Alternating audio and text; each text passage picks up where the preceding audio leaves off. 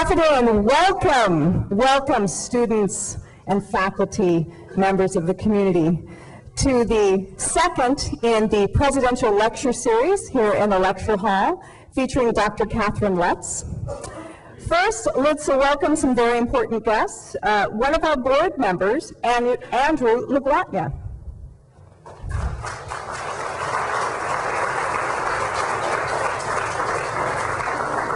And the 10th president of the University of Guam, Robert A. Underwood. We also have with us tonight the Assistant Vice President of Graduate Programs and Research, Dr. Elise Ralph.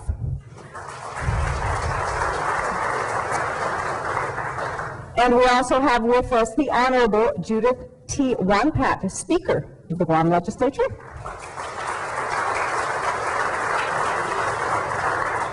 And the Honorable Benjamin Cruz, Vice Speaker.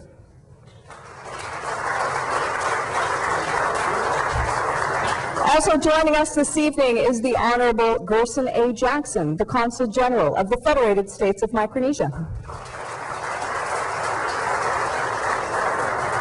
And the Honorable Robert J. Torres, Chief Justice. Major General Donald J. Goldhorn.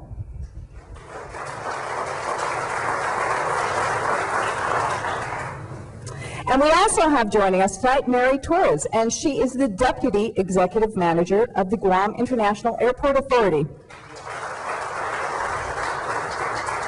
And our Public Auditor, Doris Flores Brooks.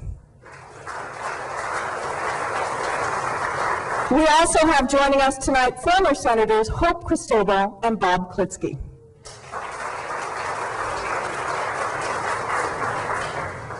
And again, welcome to all of the students, to all of the administrators, to all of the faculty and the community members who are joining us tonight.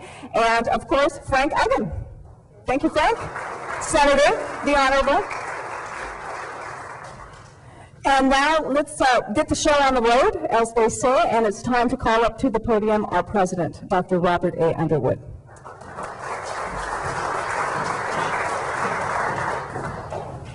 Thank you very much, Kathleen. You know, this is a distinct honor and privilege on my part to try to facilitate these presidential lecture series. As many of you know, the first lecture series we had was by Congressman Ike Skelton, who's chairman of the Armed Services Committee, House Armed Services Committee, and tonight we have, as will be introduced by Dr. John Peterson, Dr. Catherine Lutz of the Watson Institute at Brown University. This lecture series is meant to not only bring a little bit of discussion to important issues of the day, but to highlight and to facilitate discussion at deeper and I believe more meaningful levels. And so it is important that I'm always trying to solicit if someone wants to make a suggestion or two, I'm open to that. At the same time, I want to announce that our third speaker, and I'm going to try to have at least three of these every semester. Our third speaker is Dr. Michael Perez, who's a professor of sociology at UC Riverside, and his discussion will be about the Chamorro diaspora. And he's done a significant amount of seminal research on that topic. But that's for another time, and that's for another event. I just want to, on behalf of the university, welcome you to the second presidential lecture series, and second in our presidential lecture series, and I want to introduce to you Dr. John Peterson of the RFT, Micronesian Area Research Center. So.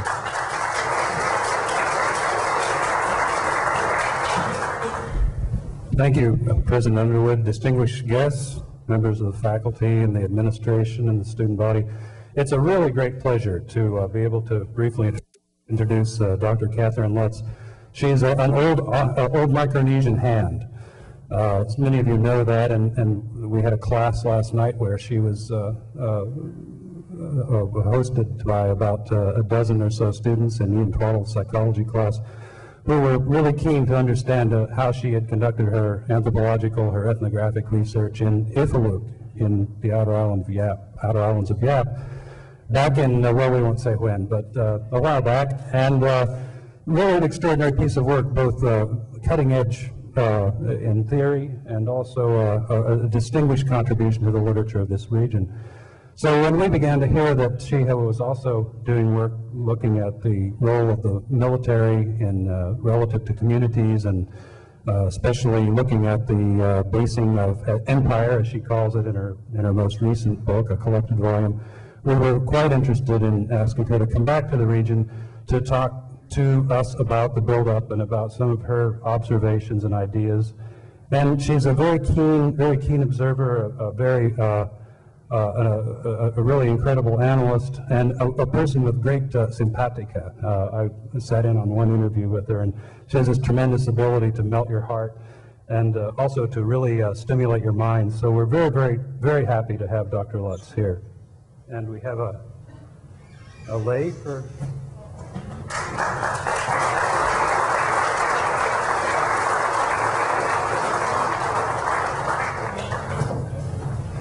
Thank you. Thank you very much, John. That's a really nice invitation or introduction, and it was a wonderful invitation as well. What you said about the heart, I think some of that I learned on Ifaluk.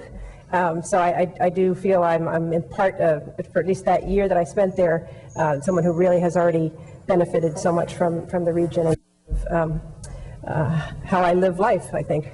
And I really am honored to have been invited to give the presidential lecture here. And I'm especially grateful to Robert Underwood and a number of the people who I see here in the room for having helped me to understand Guam's situation over the last several years. I have been here on brief visits, at least, over the last 5 or 6 years, and many people have begun to tutor me about Guam and its situation. Guam is a most remarkable place. It has a history of suffering, of resilience, and of cultural distinctiveness like no other in the Pacific, or in the world, I think, for that matter. And so I count myself very lucky to have begun to understand just a bit of it. I first came to Guam in 1977, though, if you can believe that, of somebody just fresh out of high school like this. So I'm revealing the year. But that first visit involved a very brief stay over on my way to Ifaluk, and it was part of my graduate training as an anthropologist to do that work. And I have to tell you now, though, of my miseducation then, my miseducation, when I could come to this nation of islands without having first learned, through many years of education in U.S. schools, the hard facts about the colonial status of this region. My anthropological training back then focused, as most such programs did, on the beauty of indigenous ideas about such things as kinship systems, healing practices. However helpful attention to such things are, however helpful it is toward the goal of a more humane and really anti-racist understanding of the world, the cultural worlds that anthropology had tried to document were treated as if they were somehow outside of history, occurring in a vacuum, outside of the influence of powerful economic and political forces.